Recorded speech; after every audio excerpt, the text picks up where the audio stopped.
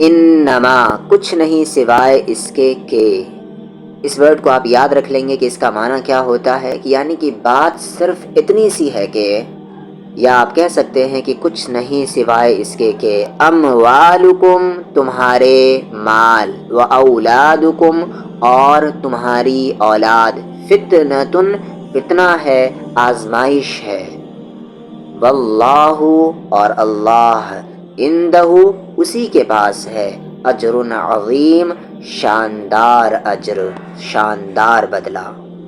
انما اموالکم و اولادکم فتنہ، تمہارے مال اور تمہاری اولاد تمہارے لیے امتحان ہے۔ تمہیں معلوم ہونا چاہیے کہ یہ مال و دولت دنیا، یہ رشتہ و پیوند تمہاری آزمائش کا ذریعہ ہے۔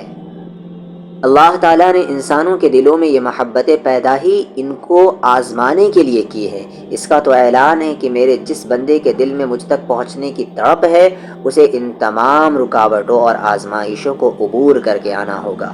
انہی پتھروں پر چل کر اگر آ سکو تو آؤ، میرے گھر کے راستے میں کوئی کہکشاں نہیں ہے۔ جہنم کو نفس کی مرغوب چیزوں سے ڈھانپ دیا گیا ہے، اور جنت کو ناپسندیدہ چیزوں سے ڈھانپ دیا گیا ہے۔ ان ناپسندیدہ چیزوں میں مال و اولاد کی محبتوں کی قربانی سر فہرست ہے۔ آج اگر کسی شخص کے بارے میں آپ یہ معلوم کرنا چاہے کہ اس کے دل میں کتنا ایمان ہے، تو یہ دیکھ لیجئے کہ وہ اپنی اولاد کو کیا بنانا چاہتا ہے۔ بظاہر ایک انسان اگر بہت بڑا عالم دین، صوفی، مسند نشین اور پیر ہے، لیکن اپنی اولاد کو وہ ایمان و آخرت کے راستے پر ڈالنے کے بجائے پیسے بنانے والی مشین بنانے کی کوشش میں ہے، تو جان لیجئے کہ اس کے باطن میں دین اور دینی اقدار کی کوئی اہمیت نہیں ہے۔